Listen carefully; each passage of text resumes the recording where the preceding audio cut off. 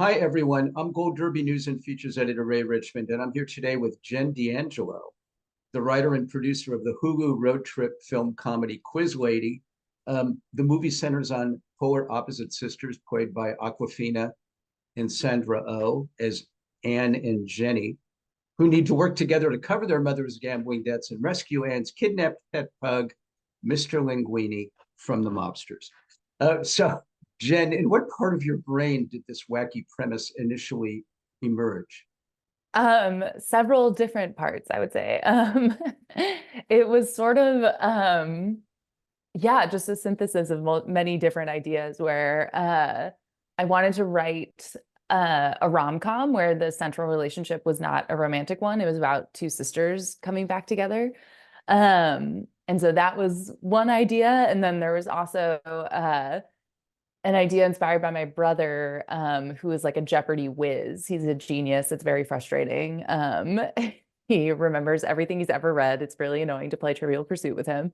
Uh, and he has auditioned to be on Jeopardy like dozens of times, and he always makes it into the contestant pool, but he just never gets the call. And when I first moved to LA, I was working as a PA on a Sony show. So I would drive onto the Sony lot every day, right past the Jeopardy stage. And I was like, oh, my brother's dream. It's right there. Like if I could only get him on the show. And so I fell in love with this idea of having, a very sort of small scale dream that just felt really big to these characters and felt really unattainable. Um, and then Mr. Linguini is based on my very good friend's pug named Aggie. And Aggie, I've just loved her ever since I got her, and she's my muse. And so those three things just sort of all coalesced into the premise for Quiz Lady. And so you're telling me you're either crediting or blaming your brother for Yes, exactly. for the germ of the idea. Yes. Um, wow. So he's never made it onto Jeopardy. How if he's such a genius, is it personality? What is it? Why can't he get on Jeopardy? I mean, that's what I'm wondering. I'm like, what are you doing in these? Because he gets all the way to the final round where you do the practice game, which, we have a scene sort of similar to it in Quiz Lady, where you're just in a hotel conference ballroom and you play a bunch of rounds of Jeopardy. And yeah, I'm just like, what are you doing in those rounds that you're not getting the call? I mean, come on. I've seen some really lousy players on Jeopardy. Uh, I know. I'm Anybody like, that's smart, come on. he's got to get on there. Yeah. So, Jen, how significantly did the film evolve from your first script draft through the finished product? It evolved a lot. I mean, one of the biggest things was, when I first wrote the script, I wrote it as a spec. It was just something that I was like, I have this idea. I want to write something that's going to make me laugh, and we'll see if it gets made. It probably never will, but we'll see. And then Aquafina was the first person we sent it to. My manager, Maggie Haskins at Artist First, she read it and she was like, Aquafina is also an Artist First client. She thought that this would be something she would really like. And so when Aquafina read it and signed on, we then started talking about how to make these characters Asian American characters and make this an Asian American family, and really wanting to make it feel authentic and real. And so that became a process that we were, the script was sort of constantly evolving. And then once we had Gloria Sanchez and Sandra, and then our director Jessica Yu, once everyone was on board, we just kept workshopping the script. We were very, very fortunate. Sandra and Jessica were both working in London, and they had a week off from their respective shows at the same time. So Aquafina and I flew out to London, and the four of us just sat together for a week, just reading the script and talking about our families and talking about these characters and what we wanted to see from them. And so much of that wound up in the final script. The biggest thing that came from that's in the final script is shit in a hole, that that didn't exist before. Which Um, I won't ruin for anyone that hasn't seen the film yet, but it's a classic moment. Um, so that was based on reality.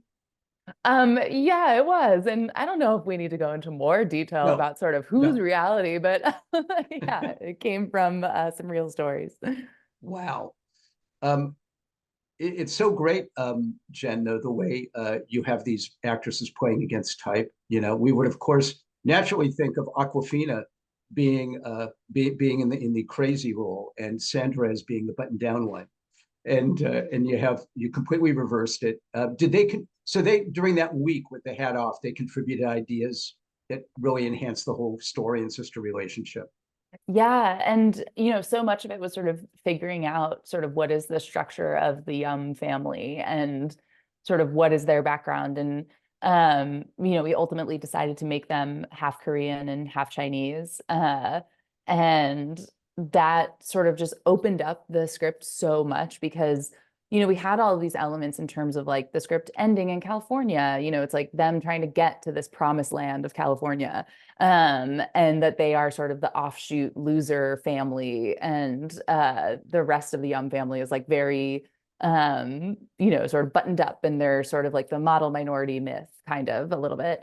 And it just made it so much richer and more unique to think about these characters as like, okay, not only are they sort of the offshoot family, they are also living in central Pennsylvania while the cool Korean side of their family is living in Southern California, where there's a significantly higher Asian population. They're not as like othered as the Yum family in central Pennsylvania is, where, it's predominantly white and it's just a completely different society. And so yeah, there were all of these elements in the script that we were able to just dig a lot deeper into and make more emotional. And it was so great because it was just talking about these characters so in depth. And it's my favorite kind of conversation where you just, you talk for like an hour in terms, and then the only thing that's reflected in the script in terms of a change is like one line. But because of that really in-depth conversation, that line is now so much more meaningful. So yeah, that whole process was so helpful, and I hope I can do it on every movie now. Wow. Did you have to change the script a lot to reflect their being Asian American? I mean, was that I'm trying to remember seeing the movie. I mean, it really blended easily. It didn't seem like it necessarily, specifically dealt with their being Asian American in a heavy way. Totally. Yeah, no, I don't think it really changed all that much on the page, but it was just sort of like, yeah, finding Sensibility. the sensibility and the nuances, and just really wanting to make sure that, these characters didn't feel like they were white characters being played by Asian American actors. Like we really wanted to make sure that they felt very real and authentic. And so yeah, it was really such a great collaborative process. It was so wonderful. Getting Aquafina and Sandra to star, I mean, you must have felt like you hit the lottery. It was like, oh my God. I couldn't believe it. I mean, this entire project, I describe it as like a series of the best emails of my life, where it's just like, it was like, okay, we're sending it to Aquafina. Okay, great. She wants to talk to you. She loves the script. Okay, great. She's in. We're sending it to Gloria Sanchez. Okay, great. They're in. And then Sandra was the first person that we sent it to for the sister role too. And that, I mean, Sandra Oh is incredible. And the idea of her playing against type and playing in this wacky comedy, playing with Aquafina, like the two of them together, that was just so unbelievable. And so when that coalesced, I truly was just like, I cannot believe my fortune. And then the next greatest email was when, I originally wrote the script as it being Jeopardy, but we couldn't get the rights. So No I, surprise there. yes, it was always sort of in the back of my mind that I might have to make up a whole game show. And luckily, when I had to do that, that was when Will Ferrell, who had been on board as a producer for, a year, I think at that point, when he learned that I was going to be making up a new game show, he was like, I think I want to play the host. And that was, again, just the best Oh email my I've ever God. received. Yeah. I think I can accommodate that. Yes. I was like, I'll consider. Wow. I think a little life imitating art is in order here, though, too, Jen. Have you given any thought to creating a real life Can't Stop the Quiz now? Oh my gosh, of course. That was like my immediate thought. I was just like, please, please, ABC, pick this up, make it a real show. That's my absolute dream. I love game shows. Oh my God, for sure. I Besides Sandra and Aquafina, Mike, your supporting cast is pretty incredible too. I mean, uh, as you said, Will Ferrell, but Jason Schwartzman and Tony Hale and Holland Taylor, and even Paul Rubens, which what I have to believe was his last role. It was, yeah. I mean, again, I can't believe our incredible fortune. Our supporting cast is unbelievable. I mean, Holland Taylor, she's incredible. She's so funny. And it was really fun to see her really lean hard into Francine as this sort of like hard-nosed, miserable woman. It was Completely. Oh so my, funny. we've all had neighbors like Exactly. Some of us might even have neighbors like that right now. No. that. And yeah, I mean, Paul Rubens, we were so his day was our first day of shooting. And he just came in and he was so gracious and so kind and so funny and just down to just play. And I just remember after we had shot his scene, we just had to get wild lines from him and Holland for sort of when they're doing donuts in the golf cart. And the two of them just sat on a step outside of a soundstage and just riffed with each other, where it was just Paul doing a Scottish accent and just saying all these Scottish things, pretending to be Alan Cumming. And it was just so funny and lovely. And, you know, we had no idea that he was sick. We had no idea that this would be his final role. That was a very sad surprise for all of us, but it really felt so, you know, ultimately Quiz Lady is a movie about the power of television to be a comforting balm in hard times, and particularly for very lonely and anxious kids. And so to have Pee-wee in our movie is really just so special. It feels really, yeah, we're very fortunate. Yeah, totally. I understand. Is there really a Ben Franklin in, Jen? And if not, why not? I just, it's like, it's too perfect. There needs to be one. There has to be one. I mean, I think there either is or was, because in order to clear it, we had to add and Spa.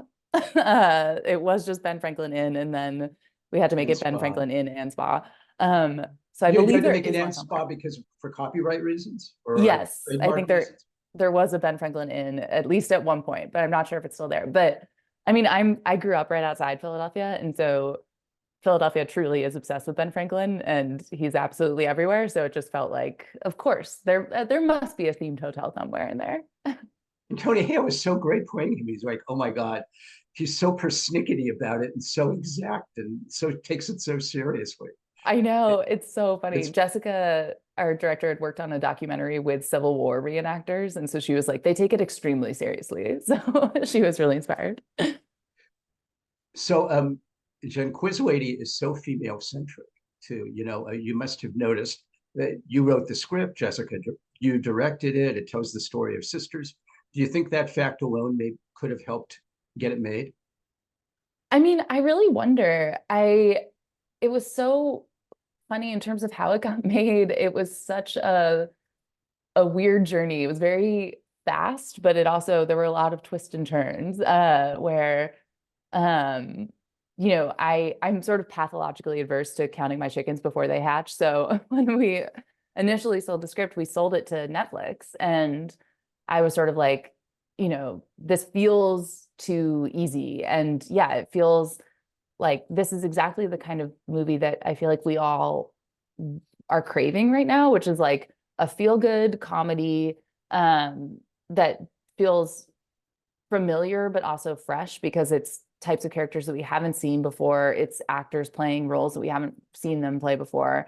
Um, and yeah, and then Jessica Yu, who's this incredible director who's had this amazing career, and now she's stepping into directing a studio comedy, which is, you know, if you look at her resume, you might think like, oh, that's a little bit surprising, but then when you talk to her, you're like, oh, she's very funny and and very lovely, so this makes total sense. Um, and so it was just sort of all of these elements falling into place, and yeah, it was very female driven. It was non-white leads. It was just sort of like, this feels like the kind of movie that we all want to see right now. And then so it felt like, yes, we're on the fast track. And then it unfortunately fell through at Netflix. But and when that happened, I was like, see, I told you, this is why you never count your chickens before you're rolling cameras. And even now, rolling cameras isn't enough. You need to actually have it be released. Even now, you're But thinking, I wonder if they could actually take it off of exactly. I'm like, off are of they going to Hulu. delete it off Hulu? No, Uh, I think you're pretty safe now, but you're right. You're right, Jen. It's such comfort food, and yeah. and just sort of a wacky comedy, but with heart, which is what you need, of course. Uh, uh, how closely did you work with Jessica in honoring how each of you saw the film coming together? Did you have, oh, since you have a producer title too, not just a screenwriter, did you have a lot of say? And did she bring what did she bring to the story that you can single out? So she brought all of the visual flashes, and which then allowed us to sort of build the flashback structure so that it starts off as just like pops and jokes, and then you have like a little bit of some story and heart that you eventually build to in the flashback. And that all came from Jessica. There was always the reference to Jenny's lunch at Chuchi's, but Jessica was like, I think it would be really great if we establish in the visual language of the film that we are popping to these things and we see these moments. And so, yeah, she added that and it allowed us to explore that and build it out more, which was really great. And yeah, she and I worked very closely together. She was very involved in that workshop, obviously, that we all did, the four of us. And, very involved in getting the script ready to shoot. And then I was on set the entire time and I was very involved in post. And so we worked together very closely sort of throughout the entire process. And it was really so lovely. I mean, I I feel weird saying this as a writer because I'm supposed to be like, the script is the most important thing. But the script is just one element of the movie. And it's so lovely to watch it evolve as you go forward because there's the movie you write, the movie you shoot, the movie you cut, the movie you release. And it's just sort of constantly changing. And I was so grateful to be able to be involved from the beginning all the way through to the end. You never know, as you probably already know, Jen, if being the writer on the set, if you're going to be considered kind of a pain in the butt, or if Yeah, it's like, oh God, the writer is here, or if that's going to be honored and if it's going to be seen as a quest by the director. And it's always nice to hear when it, as a writer myself, yeah, that it is a quest from the director's perspective. Everybody working on the same, going for the same vision. totally. I know there's no worse feeling than walking on set as the writer and you feel the entire crew be Oh like, my God! And not. the air comes out of the room. Yeah. Uh, but Aquafina is such an improv superstar here too, Jen. Was she allowed to improvise at all? Like, did you give her a do whatever you want on this take? Oh yeah, there was a lot of, I mean, particularly with the two of them in the Ben Franklin Inn, there was a lot of just like put a camera on them and let them go, because we really wanted their sister relationship to come forward, and that's so lived in and natural, and they're both so incredible, and they were both so dialed into those characters that watching them just riff off of each other was so incredible. I mean, it really did feel like by the end of it, they were really sisters. They have such a sweet relationship. I was buying it. Yeah. Um, I know Quiz Lady isn't a complete comedy, but it's enough of one, obviously, that it stands out in the made-for-TV universe. So few films are built as comedies, that seem to emerge in that space now. Do you think that's because they're so hard to make? Everybody always talks about, oh God, comedy's 10 times harder than dramas. Yeah, I know. It's so interesting. I feel like, we're in this weird time where, you know, it's like if you ask audience members what do they want and they say original stories, and then original movies maybe like don't do as well at the box office as we would have hoped, and superhero movies like keep doing great, or whatever. Like it seems like there's this sort of disconnect in terms of people what they say they want and then how that actually pans out. And I feel like comedy sometimes gets caught in the middle of that, where it's sort of like everybody wants a comedy. I feel like, especially now, like the world is so depressing and scary, and the future is very bleak. And I think everybody is feeling extremely bogged down in a lot of pain and fear and sadness and anger. And so that to me feels like a perfect time for comedy. Like you want to bring people together, you want to make people feel better, you want to make people feel like there is happiness out there for them. And so but then, you know, when things are so dark, sometimes doing comedy can feel frivolous. So it just feels like there's this weird, we're still trying to kind of find like, what do people want and what do people need? And I think that's just always sort of the alchemy that you're trying to figure out. And it's Yeah. a very, it's not a science, which is unfortunate for the people who demand that we make sort of predictable returns on everything that we make. I'm with you though, Jen. We've never needed comedy and to laugh and just have a little joy, for crying out loud, more than we do now. Seriously. Oh my God. In an election year, but I I know. digress. I know. I think we're going to leave things there. Quiz Lady is streaming on Hulu. Jen D'Angelo, best of luck to you this Emmy season, and thanks for joining us at Gold Derby. Thank you so much for having me.